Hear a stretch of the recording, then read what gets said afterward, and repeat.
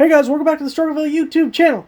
For this video, we're going to do a little review on this Suaoki dual dash camera. You got a front and rear facing camera. I want to talk to you guys about a few of the features with it. And of course, we're going to look at some footage, both driving in the daytime and nighttime, to give you an idea of the quality of the camera. I've been running around with it for about 2 weeks now, and I really like the quality. It's much better than the dash cam I had previously been using.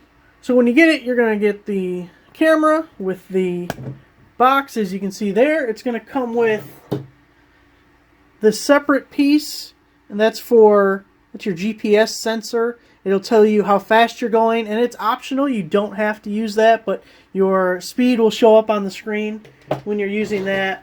And then it plugs in with just your typical cigarette lighter outlet. It's got a nice long cord so you can route it around your windshield or however you want to do it. And there's your power plug-in. So if we take a look at the camera itself before we turn it on and take a look at the features, one thing that's really cool is the dual dash cam. So you have one facing inside, one facing the road, and you can turn these any way you want. You can have the bottom one facing out if you want that one there. You can aim one at the sky, one at the floor. You know, whatever you want to do. They rotate 360 degrees.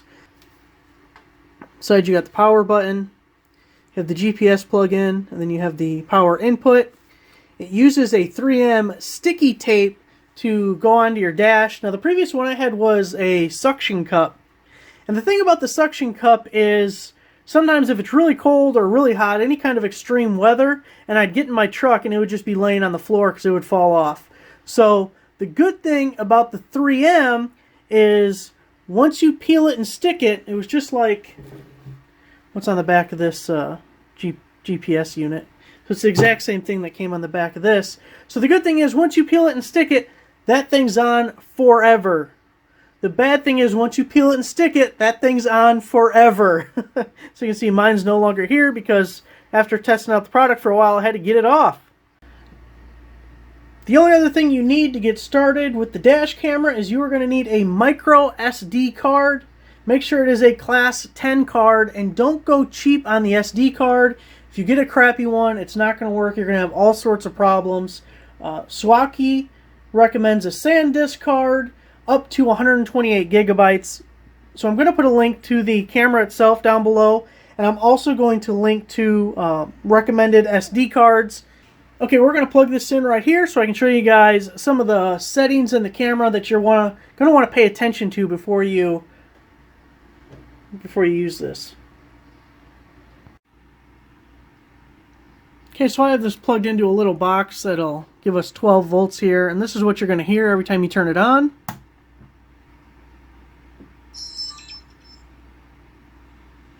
Alright, there you go. So by default you can see we have picture-in-picture. I can move one of these cameras and you can see. So we can move that around. Same thing with that one. Now you can tell this one is upside down because it's supposed to be facing that way. You can see I have both the power and the GPS plugged in. So we can look at a few of the buttons here. The one on the far left is going to open up the menu, which we'll take a look at in a second. There we're going to start recording. And with most dash cameras, they're going to work in a loop. You can set the interval of how long each file is, but I believe the default was 1 minute, and you can choose between 1, 3, or 5 minutes. So what it does is every minute it's going to create a new file. You're going to get two separate files. You're going to get, like, if the file is called 001, you'll have 001A, 001B. So you have one with the front-facing camera and one of the back camera. Got so many cords in your face here. And when it does a loop, it is going to overwrite the oldest file and then create a new file with the newest footage. So you never have to worry about running out of space. It just rewrites the oldest file. So now we can manually turn the recording off by clicking that up button there. So you guys can see better. You can see we're turning on and off the microphone there. And then this button on the far right will change what we see on the screen. So you can see we can change which cameras we're looking at.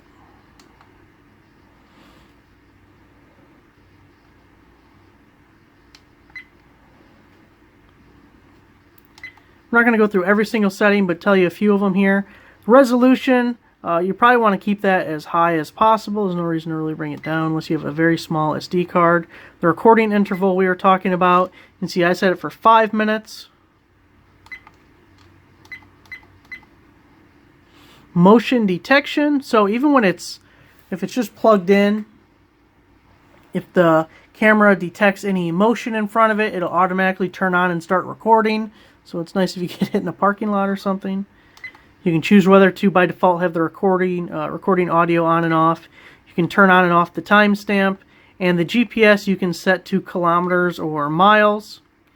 The G sensor is a really cool function.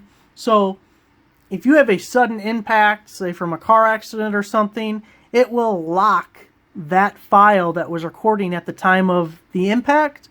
And that way, as it loops, it never overwrites that locked file. You don't worry about possibly losing that file. So it's a really handy feature, especially for accidents or something like that. Alright, let's take a look at some footage of this thing in action.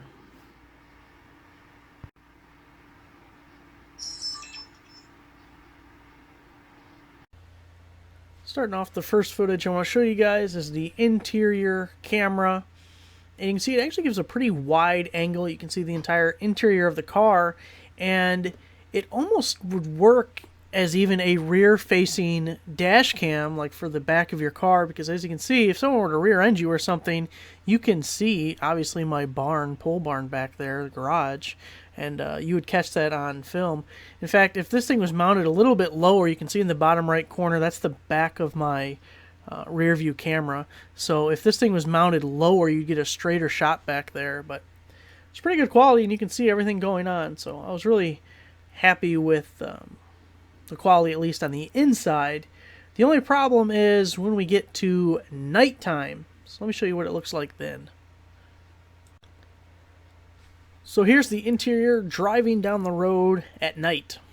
You can see there's no infrared and no kind of night vision or whatever. So at nighttime, it isn't going to do you a whole good. All you can see is the reflection off of my glasses over there.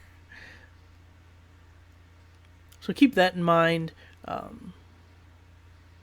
It's a lot of darkness at night with the interior camera, the rear-facing camera. I'll just show you some footage going down the road, and maybe the more typical reason why you would purchase a dash camera like this. Obviously, I had the timestamp on in the bottom right corner, and there was sound, but the radio was playing. I didn't think about copyright reasons. I can't have the sound playing, but I would think, I mean, obviously it's nice to have audio and recording, having a microphone to record audio, but seems like a good clear picture is the most important part of a dash camera, and you can tell it does look pretty good here. I want to show you guys also some nighttime driving, both kind of out in the country, a similar setting to this, and then going through town a little bit to see how it handles different lighting situations. So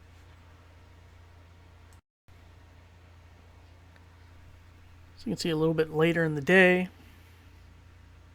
It's not a typical road. You can see the oncoming headlights in front of us. It's all pretty visible. I mean, if there was anything you were intending to capture on your dash cam while driving down the road, this is such a better quality camera than the dash cam I had previously been using. I had just bought it on clearance at Walmart, and this is a million times better than that.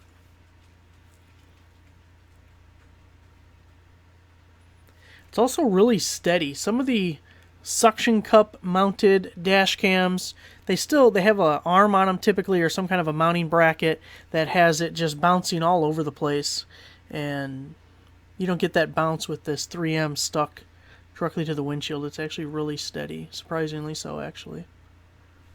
Let's get on to some night out in the country. Going down a similar road to earlier. So the only light you have here is the light from the headlights.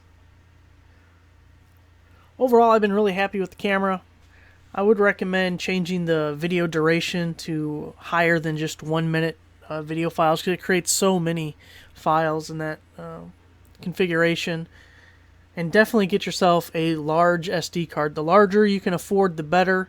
I'll put a link down below to both this camera. Also, the company is providing us with a promo code just for you guys. So there will be a 10% promo code down below, along with the link, obviously, to the item. And I'll link you to a recommended SD card that you can use with this item. So we're just going to finish off with a couple of minutes of driving. So thanks for watching, guys. Give the video a like, subscribe if you're not already a subscriber, and we'll see you next time.